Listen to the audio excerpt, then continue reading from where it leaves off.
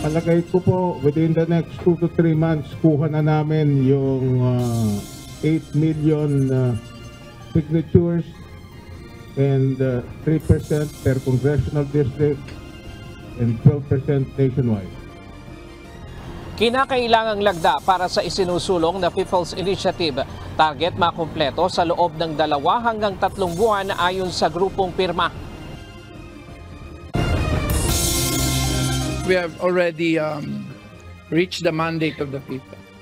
So the Constitution should operate as provided. 12% na kinakailangang pirma ng mga botante para sa People's Initiative Campaign naabot na ayon kay Albay Representative Joey Salceda. 4 na milyong donasyong plastic cards ng pribadong sektor para sa pag-iimprenta ng lisensya, kanselado na. This race is far from over. There are dozens of states left to go. Donald Trump wagi sa New Hampshire primary. Nikki Haley hindi pa rin sumusuko sa laban.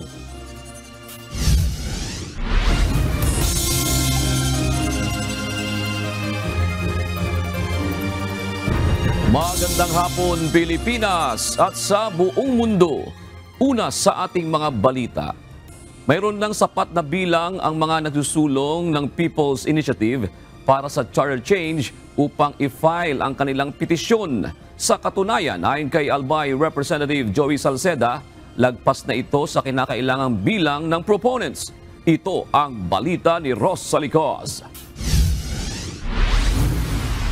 We have already reached the mandate of the people. So the Constitution should operate as provided. Naabot na ng mga nagsusulong ng People's Initiative ang 12% na mga kinakailangang pirma sa buong bansa para sa pag-amyenda sa 1987 Philippine Constitution. Inihayag ni Albay 2nd District Representative Joey Salceda na nakakuha na rin ng 3% na kailangang pirma sa bawat distrito. Kasunod na anya nito ang paghahain ng petisyon at pag-validate ng Commission on Elections sa mga isinumiting lagda. Ayon sa mambabatas, dapat nang pakinggan ng lahat kabilang na ng mga senador ang tinig ng taong bayan at hayaan ng COMELEC na i-verify ang mga pirma at iwasan ang mga pagdududa sa motibo ng proponents. Mandali naman po talagang mag-name calling, di ba? Pero yung 12.1% of the population that signed on, I think masyado naman mababaw tingin mo sa mga taong ganun. Hindi mo basta-basta mapapapirma yun. Samantala, naniniwala naman si Albay 1st District Representative Edsel Lagman na naging dahilan na ng pagtatalo ng Senado at Kamara ang usapin sa charter change o CHA-CHA. Ang Korte Suprema rin anya ang dapat magresolba sa usapin kung dapat bang pagbotohan jointly o separately ng 2 kapulungan ng Kongreso ang pag-amyenda sa saligang batas. Giit nito, dapat mamagitan na si Pangulong Ferdinand Marcos Jr. upang makahanap ng solusyon at nang mapagtuunan na ng pansin ng Executive at Legislative Departments ang krisis sa ekonomiya, food security, inflation at iba pang suliraning kinakaharap ng bansa. Binigyang diin naman itong hindi dapat sisihin ang 1987 Constitution sa mga krisis na nararanasan ng bansa kundi ang mga palpak na pulisiya, tagilid na pagpapatupad ng batas, katiwalian at iba pa. Rosa Salicos, UNTV News and Rescue.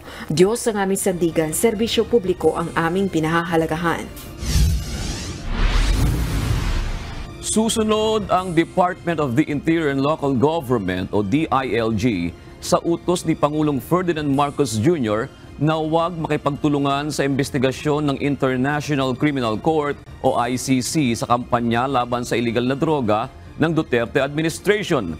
Samantala, may pagpulong naman ang DILG sa Commission on Elections upang linawin ang papel o kung may nilalabag ba na batas ang mga barangay na naiulat na signature campaign na layong isulong ang pag-amyenda sa konstitusyon. Ito ang balita ni Nel Maribuhok. We will follow the lead of the President. Hindi makikipagtulungan ang Department of the Interior and Local Government sa investigasyon ng International Criminal Court o ICC sa war on drugs ng nakaraang administrasyon. Kahapon, binigyan diin ni Pangulong Marcos na walang jurisdiksyon ng ICC sa Pilipinas at banta ang pagpasok nito sa soberanya ng bansa. Ayon sa Pangulo, kung makikipag-ugnayan ng ICC representative sa mga ahensya ng gobyerno o police personnel at local governments, inaatasan niya ang mga ito na huwag makipag-cooperate. Ayon kay DILG Secretary Benhur Abalos, kung sakaling makakapulong niya si UN Special Rapporteur Irene Khan, bibigyan din niya ang umiiral na demokrasya at batas sa bansa. Well, wala po tayong tinatago. We will be transparent as we are. We are a democratic country. We follow all the law here. Samantala, handang makipagpulong ang DILG Chief kay Commission on Elections o COMELEC Chairman George Erwin Garcia ukol sa papel ng mga barangay officials sa signature campaign para sa People's Initiative na naglalayong isulong ang pag-amyenda sa konstitusyon. Partikular na nais maitanong ng DILG ay kung pinapayagan ba talagang makilahok ang barangay officials sa partisan political activities tulad ng kampanya na ito na may kaugnayan sa charter change o CHACHA. Ayon kay Secretary Abalos, may dalawang magkakontrang dokumento na lumabas ukol sa pagsali ng village officials sa partisan activities. I'm just going to meet with him if ever because this is quite clear. You see? Mahirap magkamali dito dahil mahirap din mag-finger pointing dito. I'm just citing to you some laws that we have. I just want to be guided by these laws. It's as simple as that. Okay? Just so walang pagkakamali. As I said, this is a very sensitive issue na mahirap magkamali na basta lang ako gagawa. Dahil dito, wala pang maibigay na posisyon ng DILG ukol sa issue ng signature campaign sa CHACHA na ginagawa umano ngayon sa mga barangay. Nel Maribuho, UNTV News and Rescue, Diyos ang aming sandigan, serbisyo publiko ang aming pinahalagahan. Inilunsad ng Philippine National Police ang Bagong Pilipinas Campaign. Sa talumpati ni PNP Chief Police General Benjamin Acosta Jr. na nawagan ito sa mga pulis na iwaksi ang mga pagtatangka ng pagkakawatak-watak. Ito ang balita ni Leia Ilagan. Let us work together towards a common goal. A vibrant, progressive, and just Bagong Pilipinas for every Filipino people. Nakalagay sa atin, patriotism, discipline, and excellence. Pagkakaisa, ito ang mensahe ni Philippine National Police Chief, Police General Benjamin Acosta Jr. sa paglulunsad ng Bagong Pilipinas sa Campo Crame kanina. Ayon kay General Acosta, nakikiisa ang pambansang pulisya sa paghahangad na mapaunlad ang ekonomiya ng Pilipinas. The Bagong Pilipinas aims to promote a stronger economy, united governance, and vibrant communities. As law enforcers and promoters of peace, our mission is to serve the strength and guidance in building a more just and prosperous society. Under my leadership, we will prove that the National Police Force is a partner of the government in promoting progressive and united, I say united nation. Ito ay sa pamamagitan ng pagkamuhi at paglaban sa krimen para sa mas maayos na peace and order situation ng bansa. When I assumed as Chief PNP, I said as part of my speech, let us hate crimes. When I say hate, it means emotion. Just like the opposite of it, yung love, dapat may paghahalong emotion. When I say hate, andan dapat yung galit. Muli ring nagpaalala si Chief PNP sa mga tauhan nito na iwaksi ang anumang pagtatangka ng pagkakawatak-watak. I'm calling on every PNP member right now, please, let us stand united always. And let us hate any attempt na maghiwa-hiwalay tayo. Gentlemen, the PNP have 228,000 strong, and if we can tell to the Filipino people that we are united, I'm sure this is a strong message, and I hope that you are with me in putting this emotion para magbuklod-buklod ang ating bansa. Nais din ng Directorate for Police Community Relations o DPCR na palakasin ang social media platforms ng Philippine National Police upang maibida ang mga accomplishments at magagandang nagawa ng pambansang pulisya sa loob ng 1.5 taon sa ilalim ng Marcos administration. Ayon sa social media users demographics in the Philippines, 82.4% ng buong populasyon ng bansa o 93.8 milyong Pilipino ay may social media account. Kung kaya't ang Presidential Communications Office ay nakatutok sa kung gaano natin pinapalawak ang ating awareness campaign through social media. Ito ay isang mabisang hakbang upang maipaalam sa nakakarami kung ano nga ba ang bagong Pilipinas at kung ano ang tungkulin natin bilang mamamayan at kawani ng pamahalaan. Kung kaya't lubos kong inaanyayahan ang lahat sa ngalan ng ating butihing Chief PNP na mag-like, share at comment tayo, partikular sa ating Philippine National Police FB page at sa ating kanya-kanyang social media accounts. Makiisa sa pagpapakalat ng magandang adhikaing ito. Ang bagong Pilipinas ay inisyatibo ng pamahalaan. Leia Ilagan, UNTV, News and Rescue. Diyos ang aming sandigan, serbisyo publiko ang aming pinahahalagahan. Nanguna sa isang survey bilang top-performing cabinet members ng Marcos administration si Department of Social Welfare and Development Secretary Rex Gatchalian.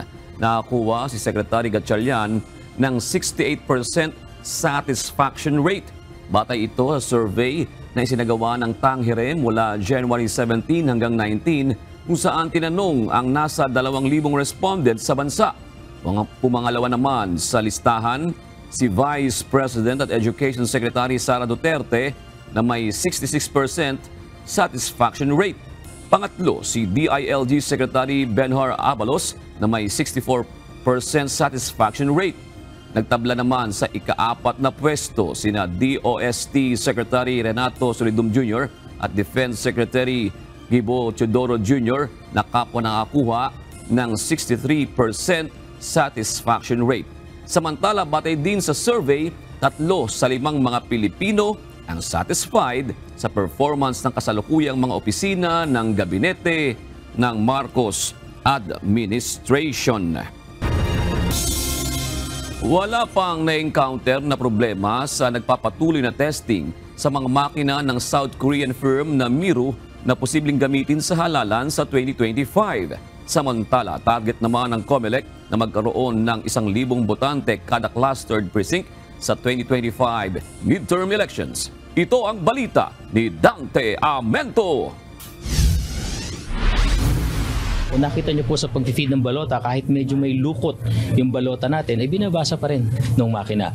So far, so good. Ito ang naging assessment ng Commission on Elections sa nagpapatuloy na testing sa Automated Counting Machine o ACM na gawa ng South Korean firm na Miru Systems Company Limited. Ngayong araw, sumasailalim ito sa stress test. Simula alas 7 ng umaga, oobserbahan ng komisyon ang performance nito hanggang mamayang alas 9 ng gabi. Sa stress test ay pinifeed o isinusubo sa makina ang nasa 1,000 pre-shaded mock ballots ng tuloy-tuloy. Ayon kay COMELEC Spokesman Director John Rex Laudianco, nais nilang alamin kung nasusunod ba ang minimum technical specifications na kanilang hinihingi, gaya ng kung kaya ba ng makinang tanggapin at basahin ang ganong karaming balota sa loob ng ilang oras. Titignan natin yung maximum capacity niya kung kaya niyang abutin yung 1,000 nang hindi nagbe-breakdown. Ang baterya naman ay ginamit ng 14 na oras na tuloy-tuloy para malaman kung tatagal sa loob ng 12 oras na botohan o higit pa. Ang baterya po kasi ay dapat merong minimum na at least 14 to 16 hours. Why? Ang botohan po natin kasi pag automated elections 7 a.m. to 7 p.m. That's 12 hours. At ano pa, bakit kailangan mahigit sa 12 hours? Di ba po meron tayong early voting hours na 5 a.m. So at least 14 hours po yan. Ang prosesong ito ay bahagi ng post-evaluation qualification ng COMELEC Special Bids and Awards Committee o SBAC bago i-award ang multi-billion pesos na kontrata kung papasa ang MIRO sa lahat ng test o requirement. Ang MIRO ang siyang loan o kaisa-isang bidder para sa automated election system ng 2025 midterm elections. Paliwanag ni Laudiangco kaya 1,000 balota ang ipinapasok nila sa makina dahil ito ang target nilang dami ng mga botante bawat clustered precinct sa darating na eleksyon. Mas marami ito kumpara noong 2022 national and local elections na nasa 800 per clustered precinct lamang. Kung matatandaan nyo po noong mga nakarang halalan, 800 voters po tayo per clustered precinct per machine. Pero ngayon po dahil titignan natin yung limitation sa budget, nung una po dahil nga po naisla sa amin, ang naging project po ng COMELEC dyan ay 1,000 voters per clustered precinct. Nasa 110,000 na mga makina ang rerentahan ng COMELEC para sa paparating na eleksyon at mayroon itong aprobadong pondo na 16.2 billion pesos. Samantala sa darating na Lunes, January 29, inaasahang ititest naman ng COMELEC ang ballot boxes pagdating sa sukat, ligtas ba siyang stock at iba pa. Dante Amento, UNTV, News and Rescue. Diyos ang aming sandigan, serbisyo publiko ang aming pinahahalagahan. Nilinaw ngayon ni Vice President Sara Duterte na taken out of context umano ang kanyang naunang announcement hinggil sa kanyang planong pagtakbo sa susunod na eleksyon. Sa panayam kanina kay VP Duterte, tumanggi ito na linawin kung ano talaga ang kanyang plano sa susunod na eleksyon at iginiit na malinaw na umano niya itong nabanggit sa nakaraan niyang speech. Subalit tila hindi niya ito masyadong naunawaan o nagkaroon ng kalituhan sa kanyang mensahe. Nandun lahat, nakalatag doon sa speech ko sa Barangay Galiera sa Davao City. I think ang confusion is piecemeal ang appreciation ng mga tao doon sa mga sabi ko. Ibig sabihin, tinatanggal nila ang isang linya para sabihin kung ano yung gusto nila na interpretation. Hindi na rin idinitalye pa ng Vice Presidente kung may plano siyang tumakbo sa 2025 midterm elections kung saan maghahalal ng mga bagong senador, congressman at local government officials. Habang isasagawa naman ang susunod pang eleksyon sa 2028 kasabay ng pagtatapos ng termino ni Vice President Duterte. Target ng People's Initiative for Reform, Modernization and Action o PIRMA na makumpleto ang bilang ng lagda na kinakailangan para sa kanilang isinusulong na People's Initiative upang amyendahan ng saligang batas ng Pilipinas. Pero sabi ng COMELEC, wala pang halaga sa ngayon ang mga nakalap na pirma. Ito ang balita ni Ryan Lacalale.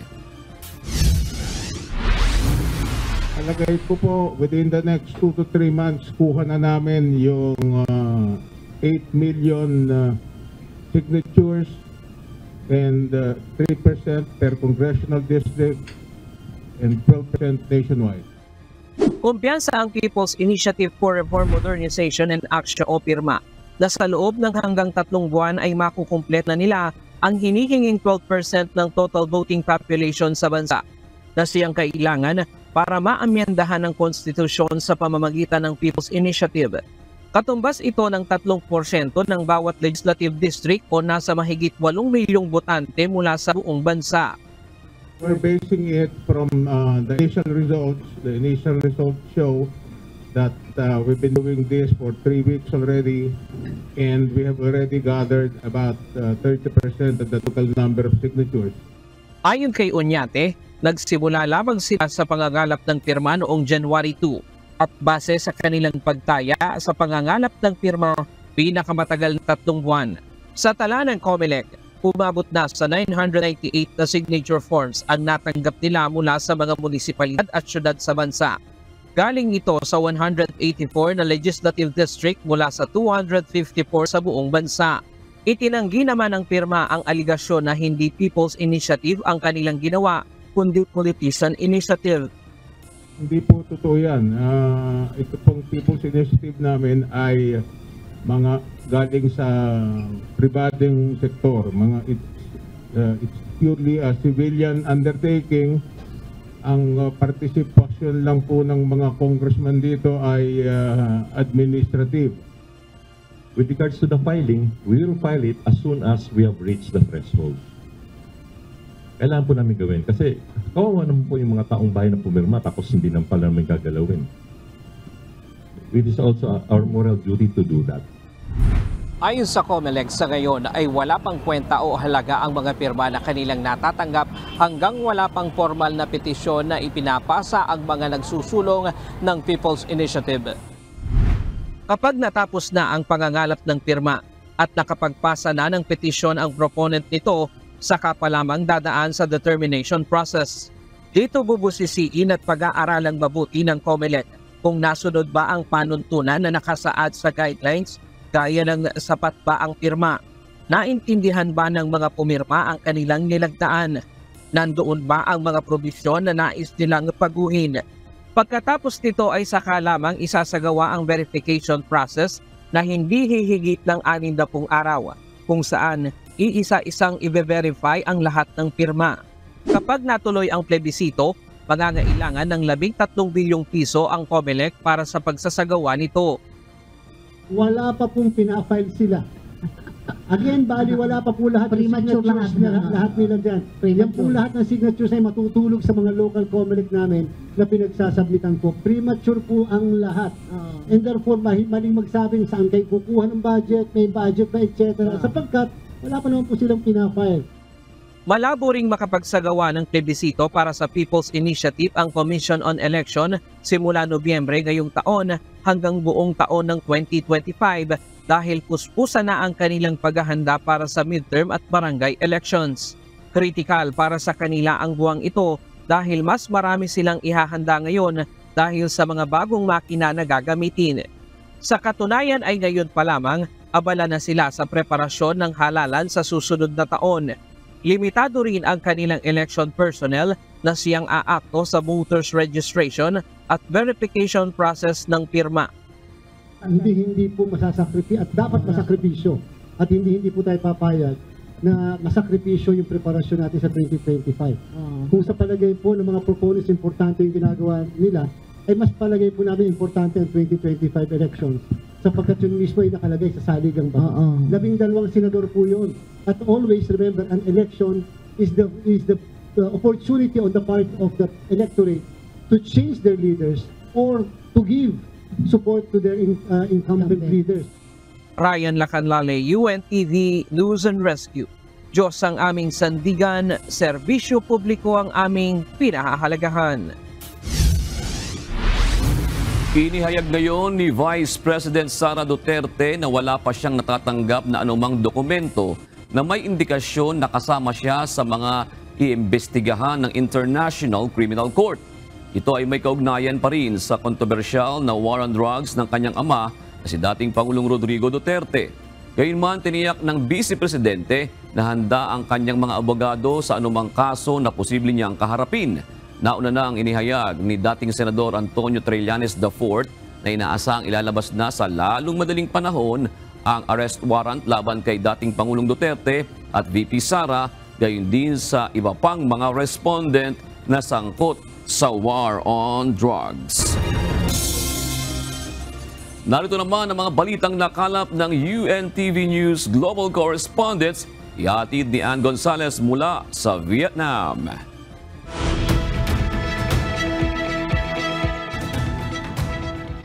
Alam naman natin na ang Vietnam ang takbuhan ng mga multinational companies dahil mas mura ang labor cost dyan. Meron ba ngayon na naiulat na mga mass layoff na nagaganap dyan sa inyong lugar dyan?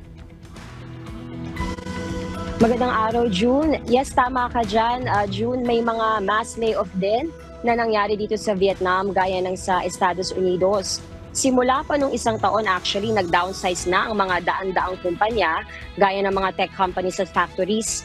Pinakamalubhang naapektuhan yung garment sector kung saan nasa 70,000 workforce ang nawala ng hanap buhay, June. Right. Sige, ibigay mo na ang iba pang mga balita sa iba't ibang panig ng daigdig. Inaasahan ng magiging kandidato sa pagkapangulo si dating US President Donald Trump matapos manalo sa New Hampshire primary. Nakuha na rin ni Trump ang endorsement ng iba pang dating katunggali. Ito ang balita ni Sunny Cos. Nagwagi si dating US President Donald Trump sa New Hampshire primary. Bunsod ng kanyang pagkapanalo, lalo namang lumaki ang posibilidad na ang dating Pangulo ang maging official nominee ng Republican sa darating na halalan. Bukod sa New Hampshire, nakuha rin ito ang boto sa Iowa. Ang malaking lamang ni Trump sa primaries ay nagresulta ng sunod-sunod na pag-endorso sa kanya ng mga dating katunggali gaya ni businessman Vivek Ramaswamy, Governor Doug Burgum, Senator Tim Scott at Florida Governor Ron DeSantis.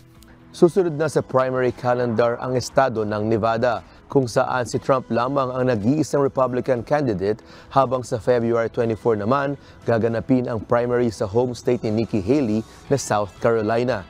Nitong Sabado, nakasama ni Trump sa isang rally sa South Carolina ang halos lahat ng statewide elected officials ng estado na sumusuporta sa kanya. Sunny Cos, UNTV News and Rescue. Diyos ang aming sandigan, serbisyo publiko ang aming pinahahalagahan.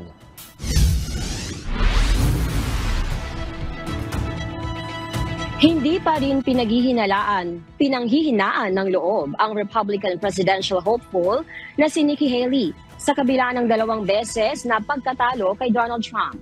Bagamat halos nalibot ni Haley ang buong New Hampshire upang kumbinsihin ang independent at moderate Republicans bago ang araw ng botohan, bigo naman itong makahabol sa lamang ni Trump. Sa huli, binati niya ang katunggali sa naging tagumpay nito, ngunit sinabi na hindi pa rito nagtatapos ang kanilang laban. This race is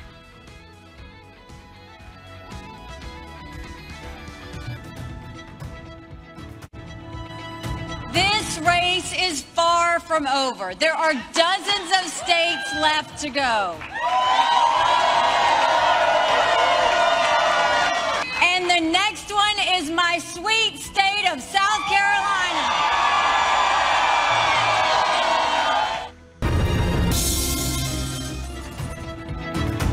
Umakyat na sa 25 ang nasawi sa landslide sa Yunnan Province, China.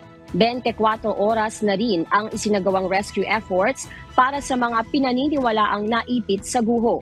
Ayon sa isang rescuer, nahihirapan pa rin silang ma-recover ang mga ito dahil hindi sila makagamit ng malalaking rescue equipment, bunsod ng unstable ang lupa sa lugar. Maaari rin umano itong magdulot ng lalo pang pagguho ng lupa.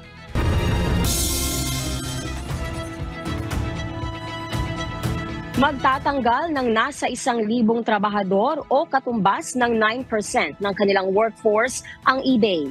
Ayon sa e-commerce retailer, bagamat may mga nakikita naman silang pag-unlad sa kumpanya, ang pangkalahatang headcount at mga gastos ay masyadong malaki kaysa sa paglago ng kanilang negosyo.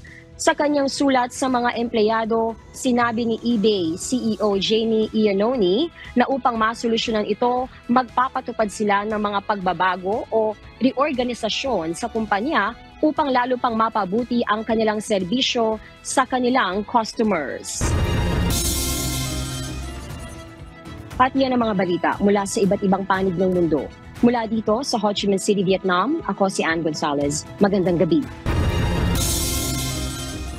Kinumpirma ngayon ng Philippine Embassy sa Israel ang pagkasawi ng isang Pilipinong sundalo na kabilang sa Israel Defense Forces matapos ang ginawang pag-atake sa Gaza noong January 22. Kinilala ang biktima na si Sergeant First Class Reserve Cedric Garin, 23 taong gulang na isang combatant sergeant. Isa si Garin sa 20 sundalo na nasawi matapos ang nangyaring pagpapasabog sa isang compound sa Gaza. Sa isang pahayag, nagpaabot ng pakikiramay ang Embahada ng Pilipinas sa Israel sa mga magulang ni Garin. Nasa Tel Aviv ang ina ng biktima habang naghahanda namang bumiyahe patungo ng Israel ang kanyang ama na nasa General Santos City.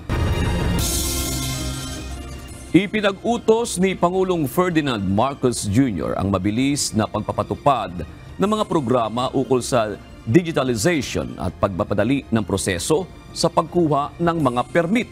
Ayon naman sa Department of the Interior and Local Government o DILG, malaki na rin ang naging pakinabang sa mga lokal na pamahalaan ng digitalization sa kanilang mga transaksyon.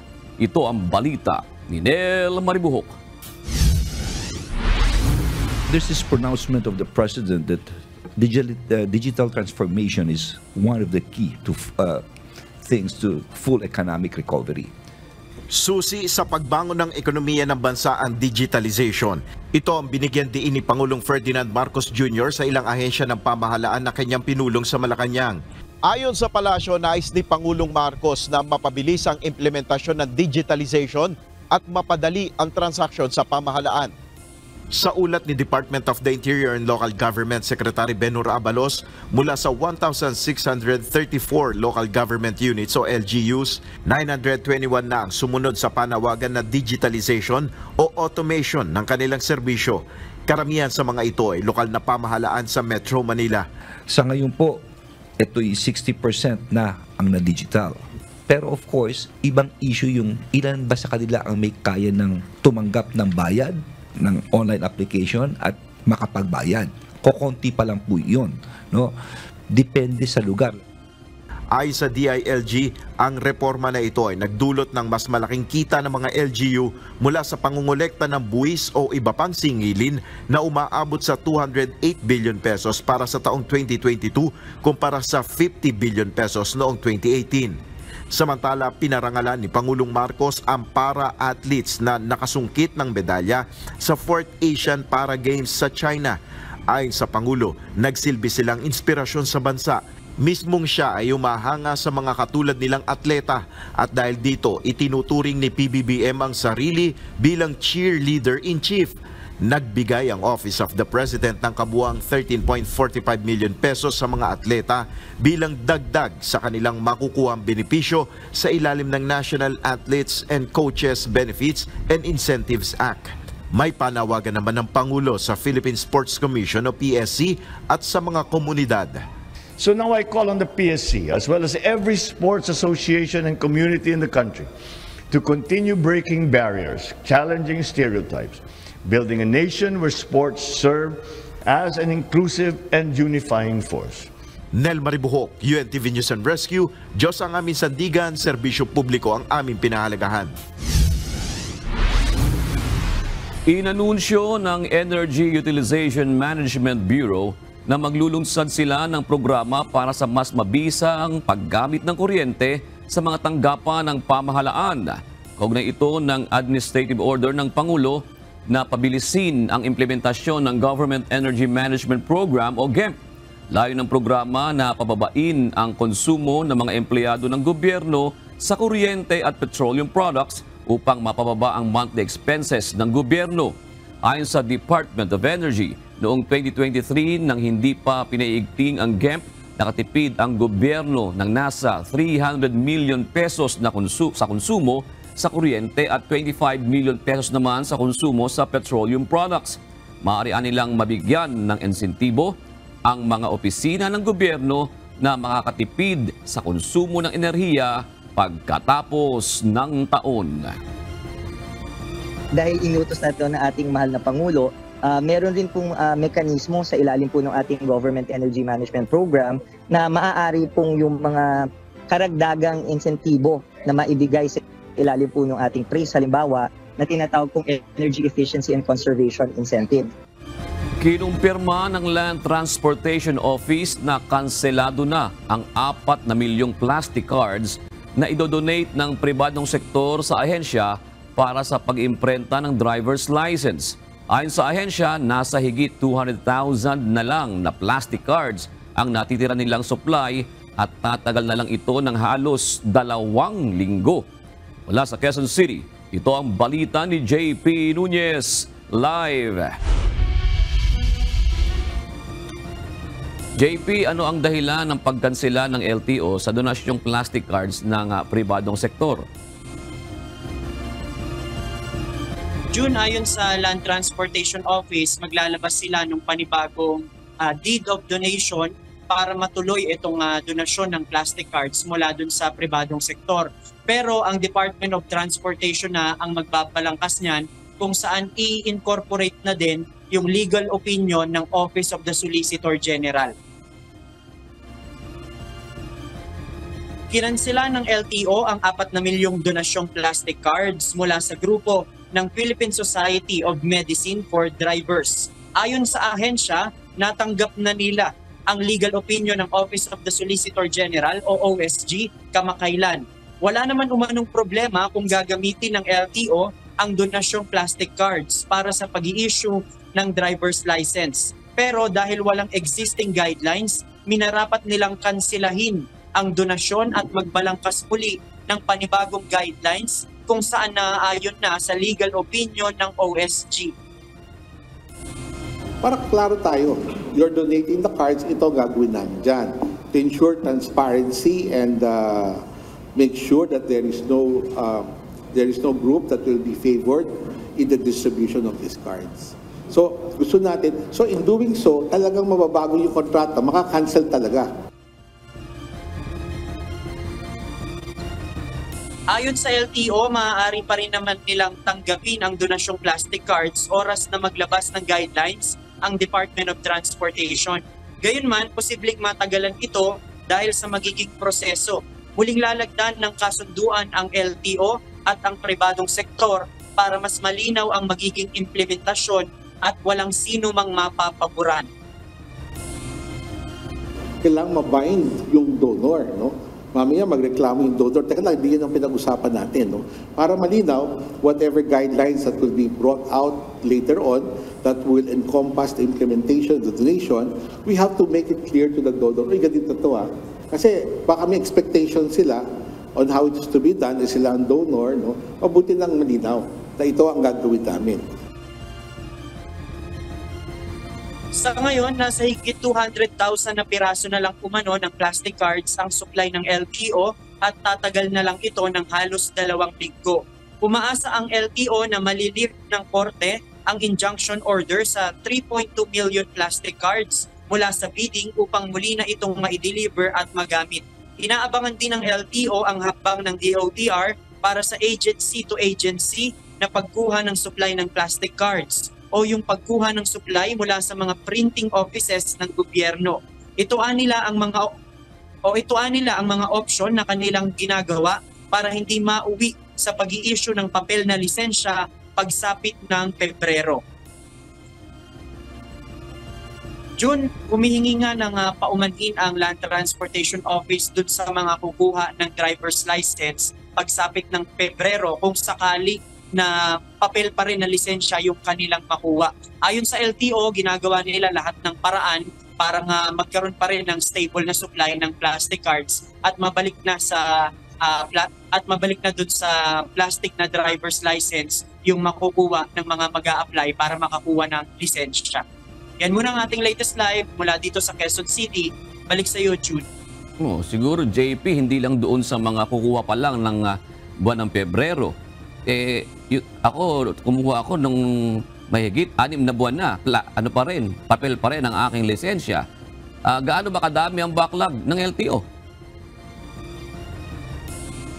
June, ang kinakailangan nila ay nasa 8 million to 12 million na plastic cards at yung iba dyan ay yun yung mga kukunin ng LTO dun sa printing offices ng gobyerno. Dun sa mga pinakamabilis na inaabangan nila ay yung makakuha ng 6 na milyon na supply ng plastic cards dun sa mga existing na supply sa printing offices ng gobyerno. Ang sinasabi ng LTO, optimistic sila na by February, yun yung isa sa mga maisa sa katuparan para sa Pebrero, hindi naman papel na lisensya yung kanilang may issue. June? JP, may karoon ka ng onting problema sa communication kanina. Pakiulit, ilang milyon ang backlog?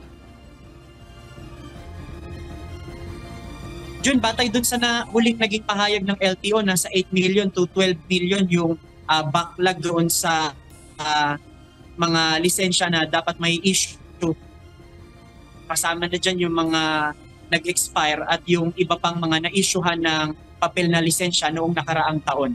June? Maraming salamat, JP Nunez. Samantala, sinuspinde ng Land Transportation Franchising and Regulatory Board o LTFRB ang operasyon ng RL Soft Corporation na nag-ooperate ng InDrive na isang bagong ride-hailing service sa Pilipinas. Ayon sa LTFRB, mayroong paglabag ang naturang kumpanya sa fare matrix na ipinapataw sa mga pasahero nito. Batay sa pahayag ng LTFRB, mayroon umanong haggling system o nangongontrata ng pamasahe ang mga driver ng InDrive. Ayon sa ahensya, labag ito sa terms and conditions na nakasaad sa accreditation ng mga Transportation Network Vehicle Services o TNVS. Simula kahapon, January 23, pinahinto na ng LTFRB ang operasyon ng InDrive at binibigyan sila ng 15 araw para magsumite ng proof of compliance. Hindi kumbensido ang mga mambabatas sa pahayag ng Department of Transportation at Land Transportation Franchising and Regulatory Board na walang magiging kakulangan sa public utility vehicles oras na ipatupad ng tuluyan ang PUV franchise consolidation. Samantala, inaprubahan naman ng House Committee on Transportation ang resolution na humikayat kay Pangulong Ferdinand Marcos Jr. na palawigin ang Public Utility Vehicle Franchise Consolidation deadline. Ito ang balita ni Rosalie Cos. Kaya nga hindi ako, Mr. Chairman, komportable sa assurance. And maybe, ewan ko sa inyo, basta nag-commit kayo, ay sisingilin kayo namin, lahat kayo dito, and you have taken your oath. Nagbabala ang mga mambabatas sa Kamara na sisingilin nila ang Department of Transportation at Land Transportation Franchising and Regulatory Board oras na magkaproblema ang publiko sa masasakyan kapag tuluyan ang naipatupad ang franchise consolidation ng Public Utility Vehicle o PUV sa February 1, 2024. Noong December 31, 2023, ang consolidation deadline para sa PUV drivers at operators. Subalit hanggang January 31, 2024 naman, maaaring mag-operate ang mga unconsolidated public utility vehicles. Sa ginawang pagdinig ng House Committee on Transportation araw ng Miyerkules, January 24, kaugnay ng pagpapatupad ng Public Utility Vehicle Modernization Program, tinanong ng mga mababatas ang mga ahensya ng pamahalaan kung sapat ba ang masasakyan ng publiko na public utility vehicle oras na ganap ng ipatupad ang franchise consolidation sa susunod na buwan. Sa gitna ito ng ulat na marami pa ring ruta sa bansa ang walang consolidated jeepney at UV Express units. We wish to assure the House that comes February 1, there will be no one left behind, there will be no shortages in public transport in the area. We are saying that there will be a supply that will be available once there is a disruption comes the deadline. Dapat maging ready po kayo sa damdamin po ng mga tao dahil tama po wala silang violation. Ang pagkakamali lang siguro po masasabi, ayon po sa panig nyo, ay wala silang pambayad do sa 2.5 million. Yun lang po ang kanilang pagkakamali, wala silang kakayahan. So yung sinasabi po ninyo na enough, siguro po meron kayong hidden agenda na papapasukin nyo sila do sa talagang may mga ruta. Samantala, inaprubahan na ng House Committee on Transportation ang resolution na humihiling kay Pangulong Bongbong Marcos Jr. na palawigin ang deadline ng franchise consolidation na inihain ni Santa Rosa City Representative Dan Fernandez. Sa resolusyon, bagaman long overdue na ang modernization ng public transportation at walang kwestiyon sa intensyon ng PUVMP, dapat na anyang tiyaking naaayon sa batas at due process ang mga kinakailangang reforma. Ito ay upang matiyak na napoprotektahan ang mga apektadong stakeholders at riding public. Kaya naman hinihikayat ng mga mambabata si PBBM at ang Department of Transportation na i-reconsider ang pagpapatupad sa deadline ng industry consolidation sa ilalim ng PUVMP. Sa February 1, 2024, ituturing ng kolorum ng LTFRB ang unconsolidated jeepneys. Rosalie Cos, UNTV News and Rescue. Diyos ang aming sandigan, serbisyo publiko ang aming pinahahalagahan. Bumisita at nakipagpulong sa ilang opisyal ng Department of Justice o DOJ ngayong araw si United Nations Special Rapporteur on Freedom of Expression and Opinion Irene Khan. Dito inihayag ng DOJ ang mga ginagawang hakbang ng pamahalaan para sa pagtataguyod ng human rights. Ito ang balita ni Dante Amento live. Dante, ano ba ang naging highlights ng pag-uusap ng DOJ at ng UN Special Rapporteur? Magandang gabi, June. Ayon sa Department of Justice, nakatuon yung kanilang talakayan kanina, June, dito sa oportunidad at mga hamon sa pangangalaga sa pangunahing karapatan ng halimbawa sa pamamahayag at opinyon sa Pilipinas at yung mga ginagawang hakbang naman ng gobyerno upang maitaguyod, yung maprotektahan at magkaroon ng hustisya ang iba't ibang mga isyu pangunahin na sa karapatang pantao at gayon din itong sinasabing ng extrajudicial killing. Dumating sa Department of Justice o DOJ si United Nations on UN Special Rapporteur on Freedom of Expression and Opinion Irene Khan kanina. Ayon sa mga opisyal ng DOJ, nagkaroon sila ng komprehensibong dialogue kasama ang UN official. Kabilang sa natalakay ang estado ng kalayaan sa pananalita at opinyon sa Pilipinas sa ilalim ng kasalukuyang administrasyon ni Pangulong Ferdinand Marcos Jr.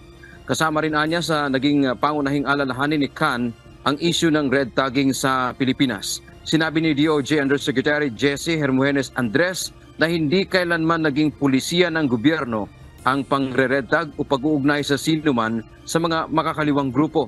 Naging mainit ang usapin ng red tagging sa Pilipinas, lalo na noong panahon ni dating Pangulong Rodrigo Duterte. We explained that there is no policy of red tagging from this government.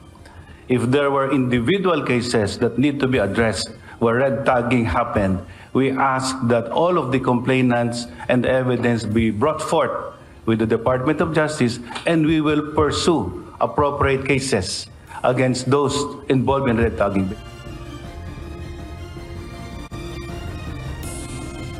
Unity laban sa mga media practitioners o mamamahayag. Pinaliwanag ng DOJ, may mga reforma, programa na ginagawa ang pamahalaan para proteksyonan ang kalayaan sa pamamahayag. Kasama sa binanggit ng DOJ ang issue ng pagpatay sa broadcaster na sina Percy Lapid at Juan Humalon na mayroon ng na-convict at mga nahuli. Binigyang diin ng DOJ, hindi naman lahat ng napapatay o nasasaktang mga mamamahayag ay dahil sa kanilang trabaho, kundi mayroon namang personal ang dahilan.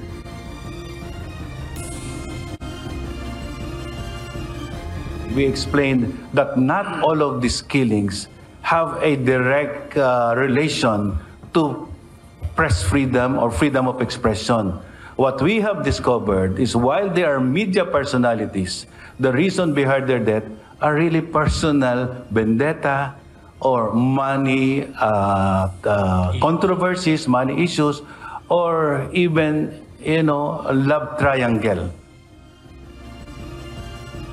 June, ayon pa nga sa Department of Justice, kabilang din sa natalakay nila kanina o binanggit nila sa UN Rapporteur na ginagawa ng pamahalaan o gagawin sa mga susunod na pagkakataon ay kasama na sa case build-up sa pag-iimbestiga ang mga piskal o public prosecutor para magiging matibay yung kaso. Ibig sabihin itong ating mga piskal, state prosecutor ay magbibigay na ng payo sa mga pulis para yung mga ebidensya na kanilang makakalap ay talagang tiyak na magkakaroon ng conviction ang sino mang mga akusado o suspect sa paggawa ng krimen. Halimbawa, kung ito ay ang mga biktima ay media practitioner o sino pa man na sinasabi nilang biktima ng human rights violations sa Pilipinas. At natanong din kanina, Jun, kung nabanggit ba ng UN Rapporteur o napag-usapan ba itong issue ngayon ng ICC dahil mainit ang issue ng ICC at nagkataon naman na bumisita ang opisyal dito sa Pilipinas.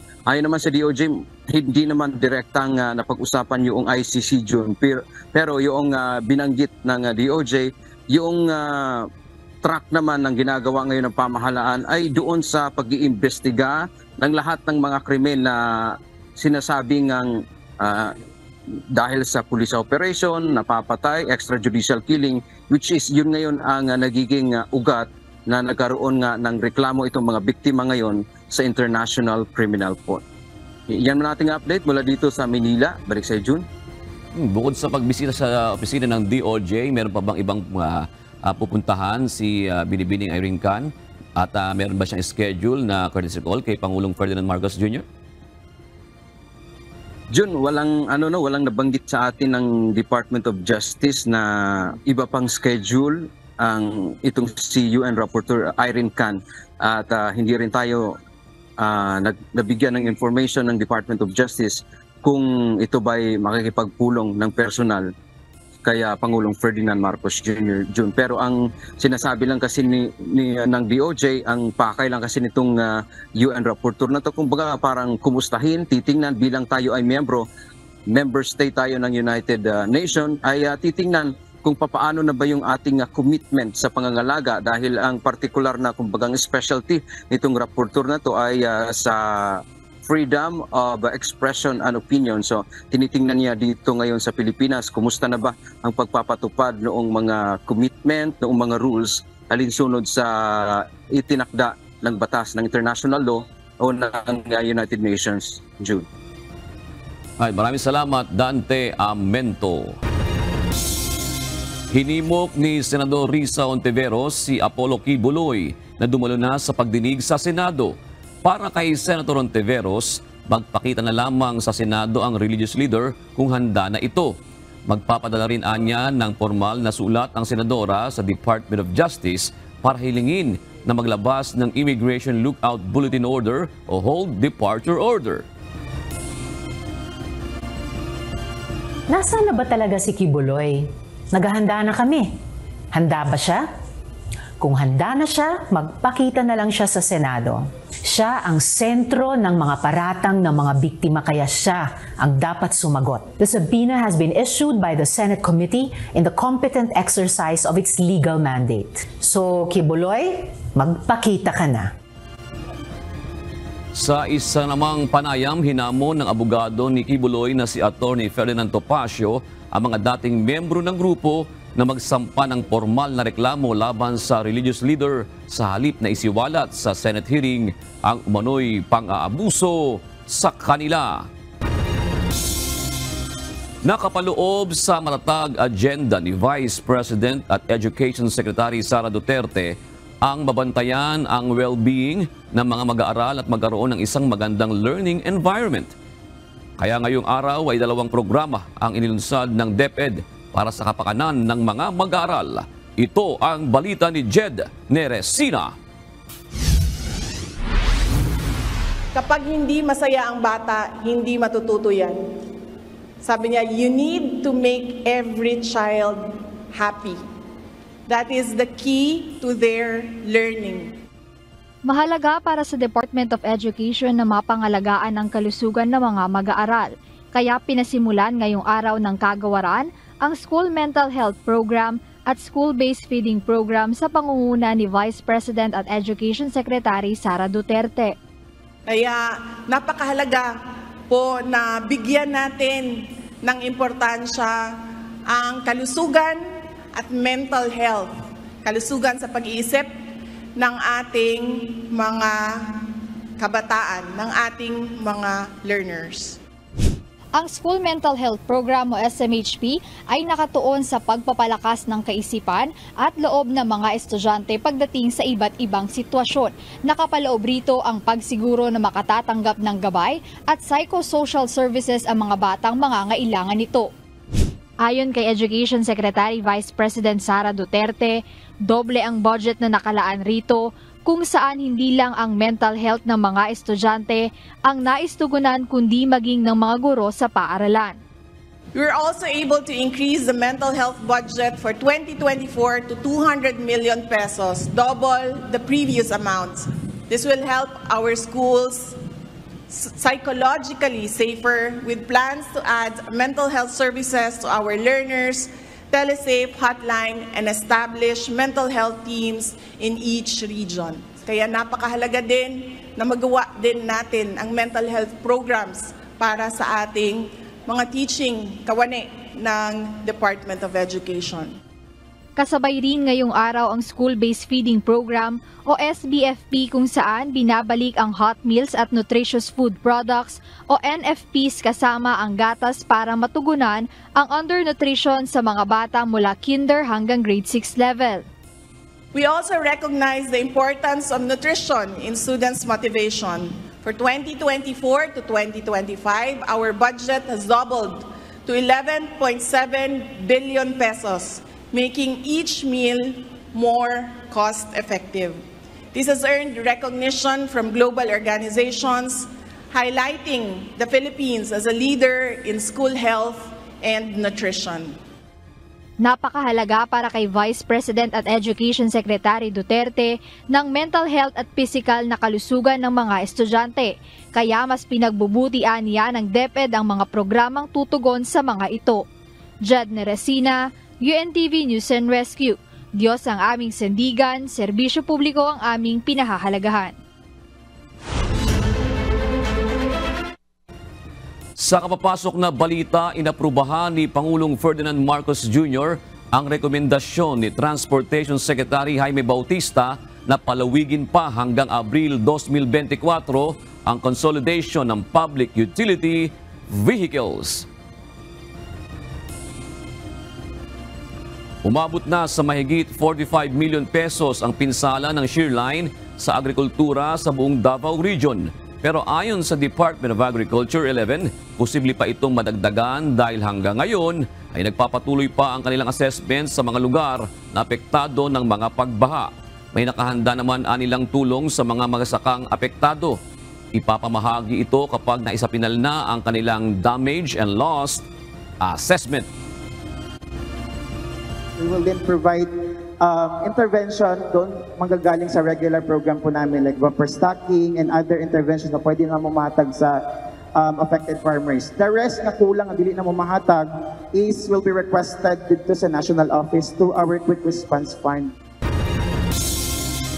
Isang eskwelahan sa Apali, Pampanga ang sumailalim sa rescue training ng UNTV News and Rescue. Lain ito na maturuang maging handa ang eskwelahan at mga mag-aaral sakaling may dumating na mga sakuna gaya ng lindol at emergencies. Ito ang balita ni Leslie Woodham. Aabot sa 3,000 estudyante ngayon ang nag-aaral sa La Verdad Christian College sa Apalit, Pampanga mula sa kindergarten hanggang college. Isa si Laisy Tawat, second-year college, BS in Accounting Information System na nabigyan ng pagkakataon na makapag-aral dito. Ayon kay Laisy, taong 2015 ay nagkaroon ng insidente sa kanilang lugar sa Tayabas, sa Quezon Province, kung saan halos kalahati ng bahay sa kanilang barangay ay nasunog. May mga tao na kailangang tulungan, tapos ako yung nagawa ko is tumakbo na lang ako, parang hindi ko po sila kayang tulungan kasi kahit yung sarili ko, hindi ko rin po kayang tulungan. Si Guatemala Paraguya naman, na isang first-year college student, BS in Social Work, nakaranas naman ng aksidente sa kanilang bahay. Yung kuya ko po, nakaranas po siya ng accident, malaking sugat po sa kamay. Bali ng mga pagkakataon na po yun, wala po kaming kaalaman patungkol sa mga first aid, kahit po yung mga tao dun sa bahay. Ngayon iniisip ko po siya, sa paningin ko parang nakaka-frustrate po siya kung iisipin na nasa isang pangyayari ka pero wala kang maitulong kasi mayroon kang kakulangan sa kaalaman po. Ang mga karanasang ito ang nag-udyok kay Laisy at Guatemala upang sumali sa La Verdad Disaster Response and Rescue Team upang makatulong sa kanilang mga pamilya, kamag-aral at kapwa sa panahon ng sakuna at emergency. Kaya kayo ang napili namin na i-train dito sa emergency response. Kung sakasakaling magkaroon ng anumang hindi magandang pangyayari sa eskwelahan, sa estudyante, makakatulong kayo. Kaya naman upang mapalawig pa ang pagtulong sa kapwa-taong nangangailangan, ay nagsagawa ng Basic First Aid Seminar ang UNTV News and Rescue sa naturang eskwelahan. Layunin nito na maturuan ng first aid management sa iba't ibang insidente o emergency na maaaring mangyari sa eskwelahan. Kahit papaano, sa mga bata o sa mga kasama po sa DRRT-LV, na malaman po nila yung mga basic first aid na kailangan po ng school, lalo na po sa mga batang araw-araw na nakakasalamuha po nila. Tutulong rin ang mga naturang estudyante sa klinik upang umantabay sa mga mangangailangan ng tulong sa eskwelahan. Ang naging topic po natin ngayong araw na ito ay yung pong pagkontrol ng bleeding, yung pong splinting and bandaging, yung pong lifting and moving patient, tapos po yung choking management. Makakatulong po ito sa kanila dahil po sa karamihan po ng mga estudyante, hindi po natin maiiwasang magkaroon ng aksidente. Tatagal ang isinasagawang first aid seminar hanggang bukas. Magkakaroon din ng additional refresher at training ang mga college student upang mas mapataas pa ang kaalaman ng mga estudyante sa basic first aid at basic life support. Ngayong 2024, kabilang pa rin sa tututukan ng UNTV News and Rescue ang pagtuturo o pagsasanay ng first aid sa iba't ibang organisasyon at eskwelahan upang makatulong sa ating kapwa-tao upang makapagsagip ng buhay. Leslie Widem, UNTV News and Rescue. Diyos ang aming sandigan, serbisyo publiko ang aming pinahalagahan.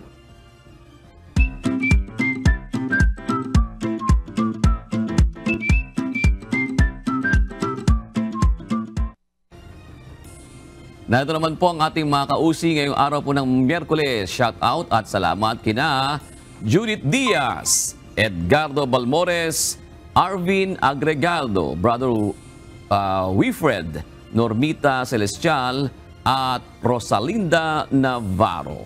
Maraming salamat po sa inyong lahat at pagtangkilik sa lahat ng newscast ng UNTV. At narito naman ang salita ng Diyos na ating sandigan mula sa aklat ng Kawikaan 3 at 7 na nagsasabi, huwag kang magpakapantas sa iyong sariling mga mata.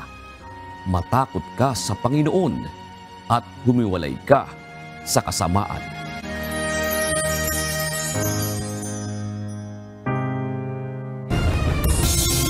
At yan ang naging kabuuan ng ating balitaan ngayong gabi. Aming inilahad ng buong katapatan kung paano namin nasaksihan. Kayo'y makapagtitiwala na ang aming nakita at narinig ang aming ibinabalita. At dito po sa UNTV, Diyos ang aming sandigan, serbisyo publiko ang aming pinahahalagahan. Magandang gabi po.